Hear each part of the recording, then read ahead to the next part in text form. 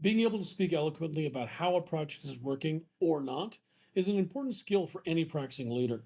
This week on the Practicing Leader podcast, we're going to delve into the powerful concept that can make or break any project, the Iron Triangle. I'm your host, Prul Bhargava, and let's discuss. The Iron Triangle, also known as a project management triangle or the Triple Constraint, is a model that highlights the interdependencies between resources, scope, and schedule in achieving a high-quality final deliverable. Imagine a triangle where each corner represents one of these constraints. When you make a change to one of these constraints, it affects each and every other one. It's a very delicate balance. Let me take a moment to explain. Let's say you have a project with a very strict budget. If the scope of the project increases, for example, let's say you're building a patio, now you want to add in a deck as well, or maybe you want to add in a pool to a backyard, you'll likely need to allocate more resources and or time to be able to complete it. This is an example of a relationship where the scope or the features that you're including has increased, so therefore resources and time would have to be able to be increased as well to be able to offset that increase in scope. On the other hand, if you have a fixed deadline, adding more features to the scope might require additional resources to be able to meet that deadline. This would be an example where you've got one fixed resource, deadline in this case, and now you're looking to increase the number of features. So now this would require you to be able to add in more resources.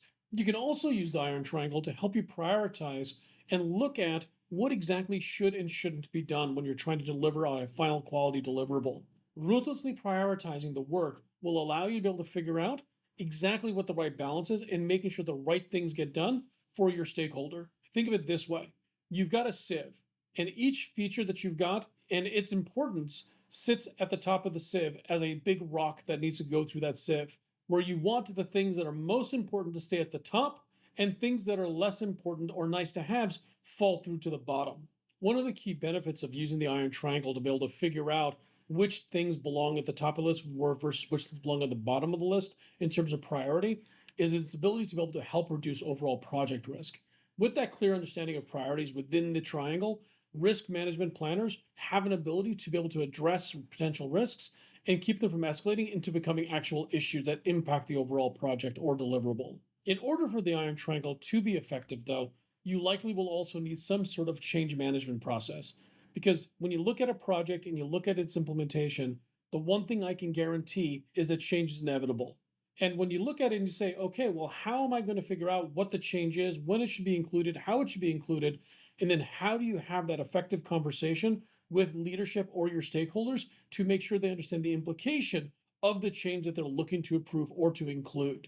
This will allow you to be able to identify whether or not a change that's being requested will actually take you off of one of the constraints that you've actually set, whether it be budget, whether it be timeline, whether it be resources, to allow you to be able to figure out, are you going to be able to still meet the expectations of your stakeholders in the long term? When looking at the Iron Triangle and trying to figure out how do you communicate to your stakeholders, you have to keep in mind you might be the one that understands those relationships where your stakeholders may not. So this is where it's your job to be able to clearly communicate about how you're managing the projects, how you're managing the deliverables, so that way your stakeholders can remain informed so they can make the most effective decisions. The Iron Triangle simply provides a visual aid for you to be able to communicate clearly about the impact of changes, what the status of a project is, where things are falling through the cracks, actually being delivered the way they're intended, and allows you to be able to communicate it in a very visual format. By using simple layman's terms, you can ensure that everyone understands how the alterations of just one constraint has an effect on others. To wrap things up, the Iron Triangle is a blueprint for project success. It allows practicing leaders to be able to effectively manage resources, scope, and schedule, and project teams to be able to navigate through changes, mitigate risks, and deliver high quality outcomes. It's all about finding the delicate balance to achieve your project goals, whatever that project or program actually is. If you found this information about program management or product management helpful and you'd like to hear more, I've got a workshop that's coming up specifically that's talking about program management, product management excellence. You can go to thepracticingleader.com/pminfo to get more information about when it'll be released. If you have any questions about this podcast or any other, you can always feel free to go ahead and drop me a line. You can go ahead and give me a call at 206-651-4312 and leave a message. Or alternatively, you can send me an email at questions@thepracticingleader.com. I'll go ahead and weave it into whatever conversation we have in the next podcast and make sure that your question gets answered. This has been the Practicing Leader Podcast. My name is Parul Bhargava, and I'll talk to you next week.